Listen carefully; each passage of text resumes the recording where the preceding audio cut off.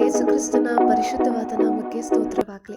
ಈ ದಿನ ನಾನು ನಿಮ್ಮ ಜೀವನದಲ್ಲಿ ಏನನ್ನಾದರೂ ಠೇವಣಿ ಇಡಲು ಬಯಸುತ್ತೇನೆ ಎಂಬ ಒಂದು ಸಂಗತಿಯನ್ನು ಕುರಿತು ಧ್ಯಾನಿಸೋಣ.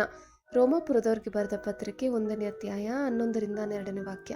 ನನ್ನ ಮುಖಾಂತರವಾಗಿ ನಿಮಗೆ ಪಾರಮಾರ್ಥಿಕ ವರವೇನಾದರೂ ದೊರಕಿ ನೀವು ದೃಢವಾಗುವುದಕ್ಕೋಸ್ಕರ, ಅಂದರೆ ನಾನು ನಿಮ್ಮ ನಂಬಿಕೆಯಿಂದ ನೀವು ನನ್ನ ನಂಬಿಕೆಯಿಂದ ಸಹಾಯ ಹೊಂದಿ ಈ ಪ್ರಕಾರ ನಿಮ್ಮೊಂದಿಗೆ ನಾನು ಧೈರ್ಯಗೊಳ್ಳುವುದಕ್ಕೋಸ್ಕರ ನಿಮ್ಮನ್ನು ನೋಡಬೇಕೆಂದು ಅಪೇಕ್ಷಿಸುತ್ತೇನೆ. ಆಮೆನ್.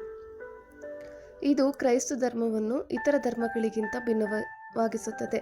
ನಾವು ದೇವರ ಅಭಿಷೇಕ ಮತ್ತು ಉತ್ಸಾಹವನ್ನು ಒಯ್ಯುತ್ತೇವೆ ಮತ್ತು ಇತರರ ಮೇಲೆ ಪ್ರಭಾವ ಬೀರುತ್ತೇವೆ. ವಿಶ್ವಾಸಿಗಳು ದೇವರ ವಾಹಕ ಅಥವಾ ಆಯುಧವಾಗಿದ್ದಾರೆ. ಇದು ಉನ್ನತವಾದ ಸವಲತ್ತಾಗಿದೆ. ಆಮೆನ್.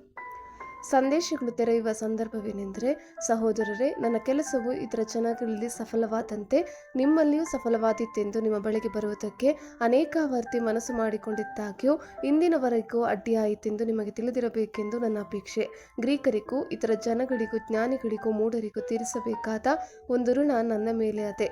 ಹೀಗಿರುವುದರಿಂದ ರೋಮಾಪುರದಲ್ಲಿರುವ ನಿಮಗೆ ಸಹ ಸುವಾರ್ತೆಯನ್ನು ಸಾರುವುದಕ್ಕೆ ನಾನಂತೂ ಸಿದ್ಧವಾಗಿದ್ದೇನೆ. ಸುವಾರ್ತೆಯ ವಿಷಯದಲ್ಲಿ ನಾನು ನಾಚಿಕೊಳ್ಳುವವನಲ್ಲ. ಆಮೆನ್.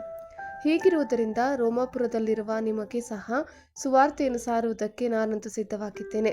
ಸುವಾರ್ತೆ ವಿಷಯದಲ್ಲಿ ನಾನು ನಾಚಿಕೊಳ್ಳುವವನಲ್ಲ. ಆ ಸುವಾರ್ತೆಯು ದೇವರ ಫಲಸ್ವರೂಪವಾಗಿದ್ದು, ಮೊದಲು ಯೆಹೂದ್ಯರಿಗೆ ಆಮೇಲೆ ಗ್ರೀಕರಿಗೆ, ಅಂತೂ ನಂಬುವವರೆಲ್ಲರಿಗೂ ರಕ್ಷಣೆ ಉಂಟು ಮಾಡುವಂಥದ್ದಾಗಿದೆ.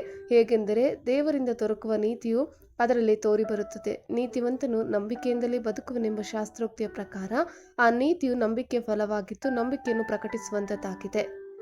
ಕ್ರಿಸ್ತನ ಸಂಪೂರ್ಣತೆಯನ್ನು ನೀಡುವುದು. ರೋಮಾಪುರ 15:29ನೇ ವಾಕ್ಯ.